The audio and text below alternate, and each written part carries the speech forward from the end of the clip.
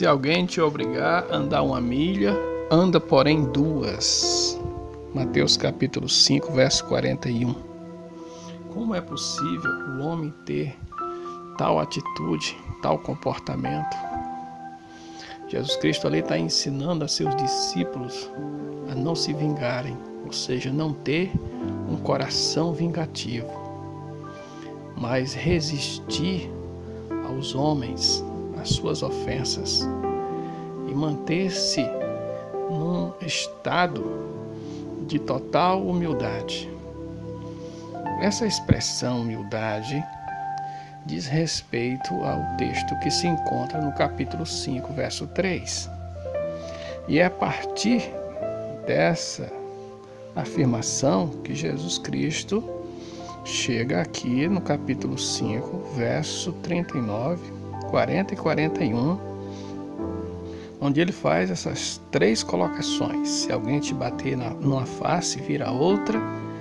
Se alguém levar a tua capa, deixa que leve a sua túnica. E se alguém te obrigar a andar 1 milha, anda 2.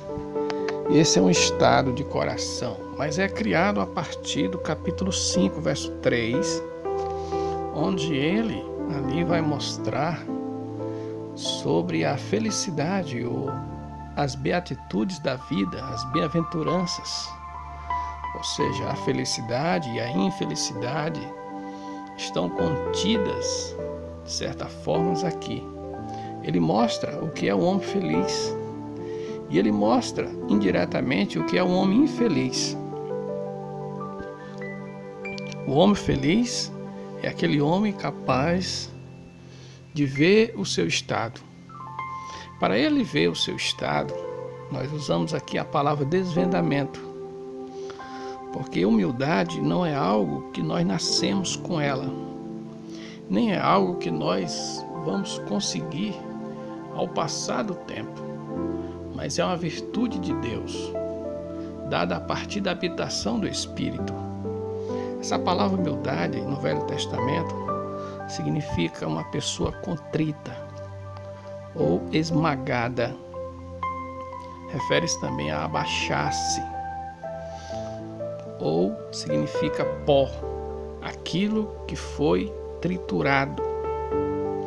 Deus faz o homem voltar para si mesmo e olhar para si mesmo e ver quem ele é. E essa capacidade a Bíblia chama de bem-aventurança. Quando a gente vai tratar uma pessoa, a gente vai olhar primeiro para nós. E quando nós enxergamos o nosso estado, quando nós enxergamos a outra pessoa praticar algo, a gente vai baixar o tom e vai aprender que não somos melhor do que tal.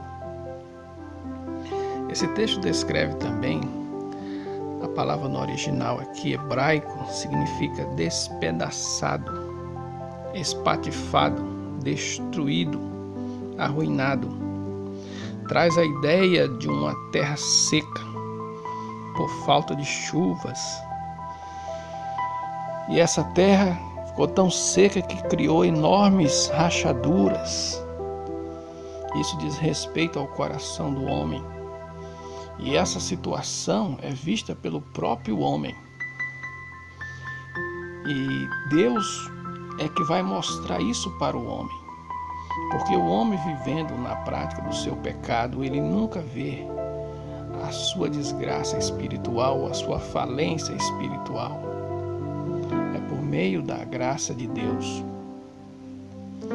Deus refere-se aqui no contexto de uma pessoa que está fisicamente e espiritualmente oprimida por causa dos seus pecados. Enquanto o mundo a coloca como bem-aventurança o forte, bem-aventurança o rico, bem-aventurança o sábio, Deus coloca bem-aventurados os humildes. E Ele diz que os humildes são esses, e são para esses, dos tais é o reino dos céus. E daí Deus, a partir dessa situação que o homem vê em si mesmo, incapacidade de servir a Deus, totalmente nulo, não tendo nada para oferecer de bom a Deus, Deus o convida para um relacionamento. E aqui temos 3 colocações, aliás, 3 perguntas. Segundo Isaías, quando Isaías trata desse assunto, no capítulo 57, verso 15, o salmista trata no Salmo 34, 18 e 19, ele faz a primeira pergunta: Deus está perto de quem? De uma pessoa que é orgulhosa? De uma pessoa que é ciumenta? Deus está próximo a uma pessoa impura, que não reconhece a sua impureza? Deus está próximo aos arrogantes? Mais um contraste: Deus está perto daquele que tem um coração humilde, ou seja, um coração quebrantado. Isso é uma chamada para um relacionamento, mas esse relacionamento vem a partir desse princípio. Em segundo lugar, quem é que ele salva? Ou seja, não é que a pessoa humilde é a qualidade para ser salva, mas essa qualidade aparece nos salvos. E ele diz: dos tais é o reino dos céus. É por meio do quebrantamento, é por meio da humildade, é que vem o arrependimento verdadeiro. Eu me lembro de algo que aconteceu na minha infância, quando nós éramos crianças e fomos limpar. Eu e meus irmãos, ao limpar um poço que a gente usava, eu, criança, querendo brincar de pipa, tiramos a água praticamente toda e dali eu disse: mamãe, já está bom. E ela disse: não, tem que tirar tudo. Fomos ter que obedecer a mamãe, né? Fomos tirar tudo. E fomos tirar toda a água, toda a lama, tirando lama, mais lama. E a gente percebia claramente, era aquela lama que deixava a água suja. Deus é que é capaz de remover as lamas que existem em nossos corações. Lamas do orgulho, lamas das imperfeições, das impurezas, das maldades, das vinganças e vários outros tipos de sentimentos malignos que saem de dentro de nós. Só Deus é capaz de remover tudo isso. Mas para isso ser removido é preciso ser visto. Na humildade há um desvendamento. Deus leva a pessoa a ver o seu estado. Deus passa mostrar para a pessoa a sua sujeira. E é a partir da evidência da pessoa ver a sujeira que ele vai partir para cima de Deus, no caso, buscar em Deus perdão pelos seus pecados. E diante dessa situação, eu faço aqui a última pergunta: a quem Deus despreza e a quem Deus não despreza? A Bíblia diz que Deus não despreza um coração quebrantado. Então, depois do desvendamento, essas 3 perguntas, Deus está perto de quem? Quem tem um coração humilde. A quem Deus diz: de tais é o reino dos céus? Aos humildes. A quem Deus não despreza? Os humildes. Então é uma chamada por relacionamento. O relacionamento com Deus vem a partir da humildade. Enquanto a pessoa não descobre o seu estado de pecado, ele não consegue ir para Deus. Quem não é humilde ainda não viu a Deus. Deus, ele é descoberto diante da humildade. Ou seja, quando alguém diz assim: eu vi a Deus, Deus apareceu para mim, tudo bem, não vou questionar tais afirmações, mas uma coisa que é importante, que Deus nas Escrituras, ele aparece para nos ensinar. E quando ele nos ensina, a primeira coisa que ele mostra é o nosso estado. Vejamos como Paulo reagiu quando ele ia no caminho de Damasco, com o intuito de prender os cristãos que estavam naquela cidade. Uma luz subitamente, na hora de meio-dia, raiou sobre si, de tal forma que ele presenciou ali a glória de Deus. Ao cair no chão, ele fez uma pergunta: quem és tu, Senhor? Quantas pessoas não estão se relacionando com Deus ou dizem que estão relacionando-se com Deus de uma maneira tão cega? Porque Paulo tinha plena consciência que estava se relacionando com Deus. Ele diz lá em Filipenses, no capítulo 1, que ele era irrepreensível, fazia tudo que a lei mandava. Mas a gente aprende que para ter um relacionamento com Deus vem a partir do desvendamento. Deus desvenda os nossos olhos para nós contemplarmos a nós mesmos. Não é contemplarmos o irmão, o vizinho, o parente, não, é nós mesmos. Porque a Bíblia diz que cada um vai prestar conta por si. A ideia de Deus mostrar para nós o que nós somos, para a gente ver essa situação e dali partir para um relacionamento. Então Paulo, ao cair no chão, ele fez a pergunta: quem és tu, Senhor? E Jesus responde: eu sou Jesus a quem tu persegues.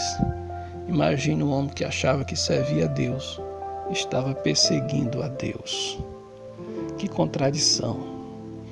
E como é que ele tomou consciência disso? Quando ele foi arremessado ao chão. Deus tira o ponto de apoio do homem.